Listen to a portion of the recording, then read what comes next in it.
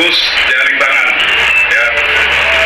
4 jaring tangan terputus karena bacokan atas nama AR. Salonnya atas nama AR.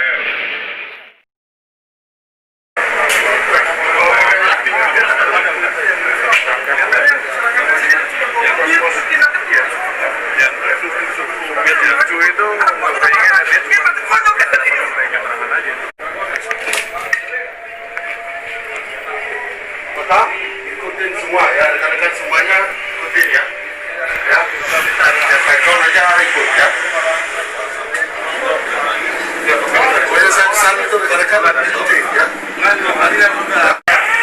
Lobi PO 1 komputer jalan ya.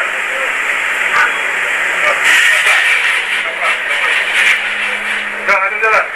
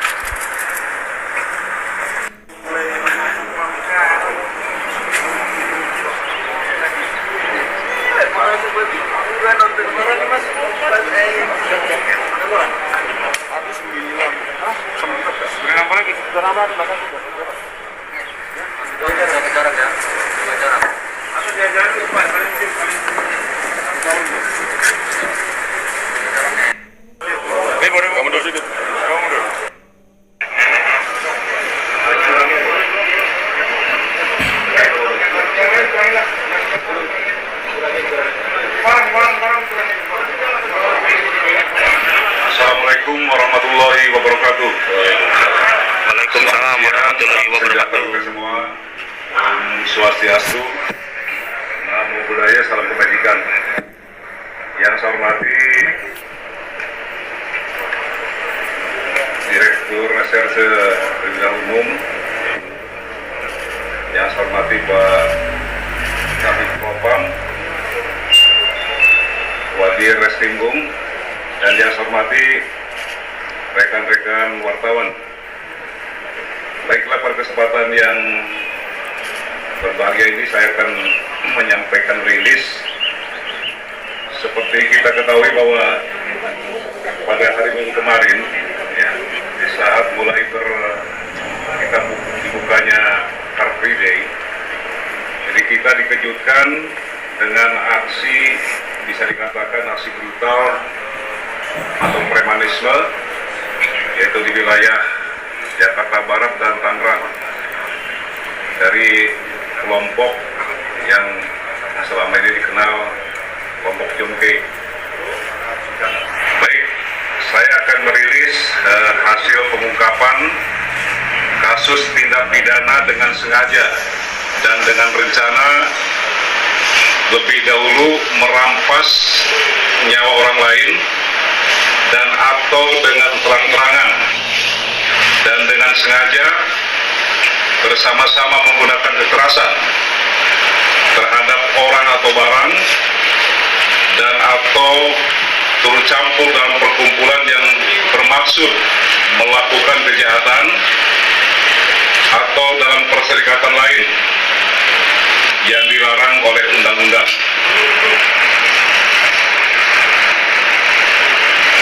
Mungkin sebagian kemarin sudah disampaikan oleh Krimum. Jadi bahwa kasus ini terjadi pada hari Minggu tanggal 21 Juni 2020 sekitar pukul 11.30. Yaitu terjadi penganiayaan yang diduga dilakukan oleh kelompok Jongkei berjumlah 5-7 orang terhadap kelompok Muskei yang terjadi di wilayah Kesambi, Cengkareng, Jakarta Barat, yang menyebabkan dan satu orang meninggal dunia, yaitu atas nama ER. Yang bersangkutan meninggal karena luka bacok di beberapa tempat. Dan satu orang lagi putus jari tangan, ya. 4 jari tangan terputus karena batukan atas nama AR. Sebelumnya atas nama AR. Kemudian di waktu hari yang sama, yaitu sekitar pukul 12.25, ini ada kurang lebih 15 orang yang di saat itu tidak dikenal dengan menggunakan 4 unit kendaraan roda 4 yang juga diduga dari kelompok John K. mendatangi satu rumah, ya, dan melakukan rumah tersebut yang beralamat di perumahan Green Lake, Klaster Australia, Jalan Boulevard 52 Cipondo, Tangerang Kota. Mereka datang ke sana kemudian mencari seseorang, ya, dan di situ memang jelas bahwa rumah tersebut merupakan rumah Nuskey. Yang bersangkutan tidak ada, memang saat itu ada istri dan anak-anaknya. Tetapi istri dan anaknya kemudian berusaha untuk meninggalkan tempat dan terjadilah pengrusakan rumah tersebut, mulai dari pintu, kemudian ruang tamu dan kamar, ya, yang dirusak oleh kelompok tersebut, kurang lebih 15 orang tersebut. Di samping itu juga merusak 2 unit kendaraan roda 4 milik saudara Nuskey dan 1 unit kendaraan roda 4 milik tetangganya, yaitu saudara Tommy, tetangga daripada Nuskey. Nah, kemudian setelah melakukan pengerusakan dan tidak ditemukan orang yang dicari, kelompok ini kemudian keluar dari rumah tersebut dan akan kembali, tetapi disitulah mereka secara brutal melakukan pengerusakan terhadap gerbang perumahan dan membuang tembakan sebanyak 7 kali, sehingga menyebabkan 1 orang security tertabrak, yaitu atas nama Adi Nugroho, dan 1 orang pengemudi ojek online, ya, ini tertembak di bagian kaki jempol kaki kanan, dan saat ini kedua-duanya dirawat di Rumah Sakit Medika Karangtengah. Jadi berdasarkan laporan yang diperoleh dari masyarakat, kemudian Polres Tangerang Kota bersama-sama dengan Direktorat Reserse Krimum yang dalam hal ini langsung di bawah pimpinan Direktur Reserse Krimum sedang membentuk tim berdasarkan hasil dari olah TKP dan saksi-saksi yang kita minta keterangan, ya. Dan yang memang saat ini kita juga mempunyai tim khusus, ya, tim khusus Satgas Anti Begal dan Preman. Jadi tim khusus ini gabungan dari Tangerang Kota, kemudian dengan anggota dari Direktorat Reserse Krimum langsung di bawah Direktur, kemudian mendiskusikan dan juga segera melakukan penyelidikan. Dari hasil penyelidikan dan juga tadi saya sampaikan dari keterangan saksi-saksi yang ada, kemudian melakukan penangkapan, ya, yaitu sekitar pada hari itu juga hari Minggu tanggal 21 Juni 2020 pukul 20.15. Jadi tim gabungan ini dari Reserse Polda, kemudian dari Tangerang Kota dan Bekasi Kota yang sudah dibentuk melakukan penangkapan terhadap 25 orang, ya, terhadap 25 orang di Jalan Titian Indah Utama 10 Kota Bekasi. Saya ulangi, di Jalan Titian Indah Utama 10 Kota Bekasi, di mana bahwa penggerbekan itu, penggerbekan ataupun penangkapan dilakukan, bisa dikatakan rumah itu merupakan markas dari kelompoknya John K. Ya. Kemudian juga dilakukan pengembangan, akhirnya ditangkap 5 orang pelaku, ya. Jadi saya ulangi, tadi 25, kemudian hasil pengembangan 5, jadi ada sekitar 30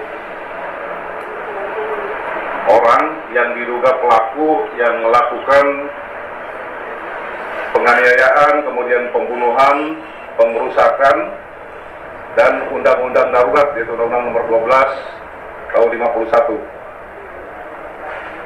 Kemudian motif ini adalah sesama, sebenarnya masih bisa dikatakan mereka ini masih keluarga antara John K dengan Nus K. Ini dilandasi ataupun berdasarkan permasalahan pribadi, ya, permasalahan pribadi antara saudara John K dengan Nus K, ya, terkait adanya ketidakpuasan dalam hal ini pembagian uang hasil penjualan tanah, ya. Jadi ini masalah pribadi sebenarnya awalnya itu. Tetapi karena dilandasi dengan tidak adanya penyelesaian, kemudian mereka saling mengancam melalui HP. Ini setelah kita lakukan pemeriksaan terhadap para pelaku ini. Di sini memang tadi kami sampaikan ada pasal permufakatan jahat, ya. Pasal permufakatan jahat ini memang berawal didapatkan dari hasil ini, ya, kita melakukan ataupun membuka HP-nya dari para pelaku ini, di mana didapatkan ada perintah dari saudara John K kepada anggotanya. Indikator daripada permufakatan jahat adalah adanya perencanaan, ya, perencanaan pembunuhan terhadap saudara NK dan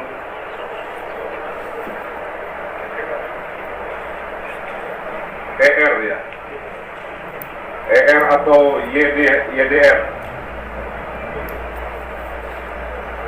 Kemudian ada juga pembagian tugas atau pembagian peran. Jadi mereka ini sudah merencanakan dengan sasaran tadi NK, kemudian juga sasaran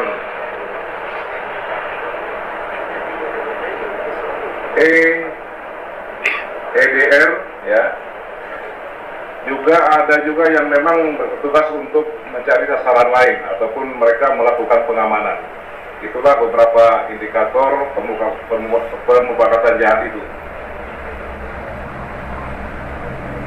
Dan sampai saat ini para pelaku, yaitu 32 orang, masih 30 orang masih dalam pemeriksaan untuk pendalaman peran dari masing-masing pelaku ini.